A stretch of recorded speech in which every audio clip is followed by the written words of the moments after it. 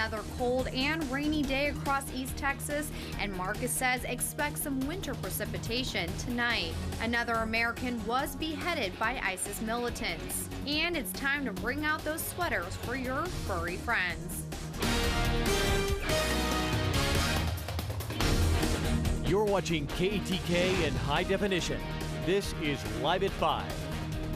Good afternoon and thanks for joining us today. I'm Marlena Hamilton. Well, it's been a cold and misty day across our area, and Marcus, you say we're going to be seeing some wintry weather later tonight. Yes, Marlena, the possibility is certainly still there as we go into the evening hours and into the early overnight. The bigger thing to stress with this is that we're not going to be expecting accumulation with this. That is the key thing to make mention to everyone here, that we're not going to see any accumulation with this, and the best chance will be from the Tyler Longview area, maybe down to Anderson County and areas to the north, and I think that's where the best chance of us seeing that. A live look at radar right now. We do have some of that mist and drizzle still in place over East Texas, but more significant rain down in deep East Texas here at the present time. It's been ongoing in Angelina County, also St. Augustine and Sabine County as well, even into Shelby County. This activity continuing to push off to the north and to the northeast. Here in the immediate Tyler area, no significant rain right now, but as we look back to the west and to the northwest, we are seeing some of that light rain showers moving through, and a little bit of that starting to change over to a little bit of that wintry precipitation type, even back to the northwest of the Dallas Metroplex area. Some light snow showers also back to the west as well. The upper level disturbance now making its way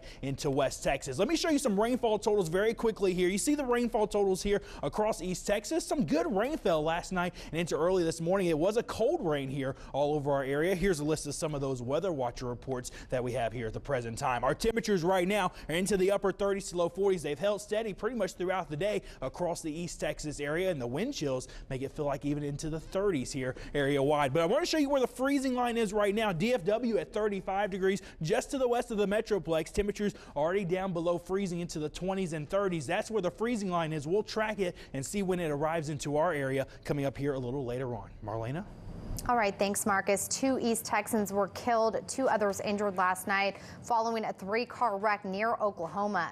22-year-old John Nguyen, seen here, and 16-year-old Jenny Nguyen, a Spring Hill student, were killed in the accident. They're driving north on US 259 near the Oklahoma border when their car crossed the center line of the road. It hit the back of another vehicle, spun, and hit a second vehicle. Both 16-year-old Hannah Grubb on the left and 16-year-old Savannah Woolbrett the right, also Spring Hill students, were injured in the wreck. They were taken to a nearby hospital and are said to be in stable condition. An East Texas man was killed last night following a 1-car accident in Lufkin. That accident happened around 11:30 on Highway 103. Police say they're still working to determine what exactly happened. The name and age of the man killed has not yet been released. The name of the man who accidentally shot and killed himself yesterday afternoon in Tyler still has not been released. The shooting happened at the Highway 31 West shooting range near the intersection of 31 West and Highway 2661. The sheriff's office, as well as multiple fire crews and police, arrived on scene to find a 62-year-old man with a gunshot wound to his head. At the time of the call, that man was still alive but died shortly later. One of the patrol sergeants tells KETK a couple people at the gun range found him. There were some other people out here that discovered the victim. They were out here. Of course, it's a shooting range for membership. They were upset, but they were very, very helpful. Detectives still have not released exactly what happened. We will update you once more information is released. 4 employees died and another was hospitalized after an early morning chemical leak at a Dew Point plant near Houston.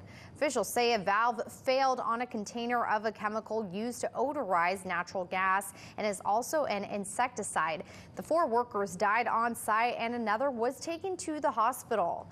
The chemical could be smelled in the air miles away from the Dew Point plant. Officials said the surrounding communities were never in danger.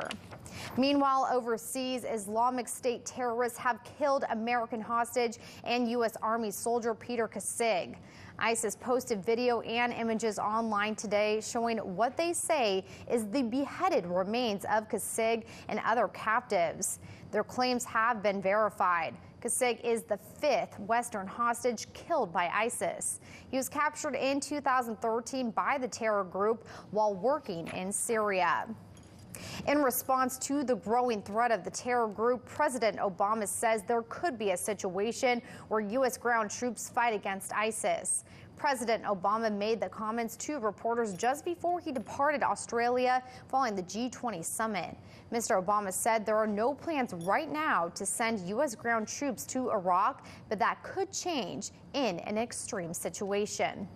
Yes, there are always circumstances in which the United States might need to deploy U.S. ground troops. If we discovered that ISIL had gotten possession of a nuclear weapon and we had to run an operation to get it out of their hands, then yes, you can anticipate that not only would Chairman Dempsey recommend me sending U.S. ground troops to get that weapon out of their hands, but I would order it. Meanwhile, a new report from NBC News shows ISIS attacks have increased since the U.S. airstrikes began. This has caused several to cast doubt on the country's current strategy to combat ISIS. Top military advisors, including Lieutenant General Mike Barbero, a U.S. commander in Iraq, say airstrikes aren't enough to stop ISIS. This ISIS state must be degraded and destroyed. You're not going to do that with the level of commitment we have now. It's too small, too late, and it's going to lead to a stalemate. The Pentagon says there have been 883 U.S. airstrikes on ISIS fighters, safe houses, and vehicles in Iraq and Syria at a reported cost of $300,000 an hour. Texas Senator Ted Cruz issued a warning to President Obama on Friday. Cruz spoke in Austin Friday afternoon at a facility that provides resources to budding entrepreneurs. The senator spent much of his time blasting a call by President Obama for the FCC to enforce net neutrality. However, Cruz also warned the president against unilateral executive action on immigration enforcement. And we saw a week ago a tidal wave of an election where the American people clearly do not want the president unilaterally and contrary to law granting amnesty to millions more people who are here illegally. I hope he does not do so. If he does, it would be wrong, it would be unconstitutional, and it would be angry and defiant of the voters. And on the topic of the government enforcing regulations on the internet, Senator Cruz said you don't mess with Texas and you don't mess with the internet. And we'll be right back.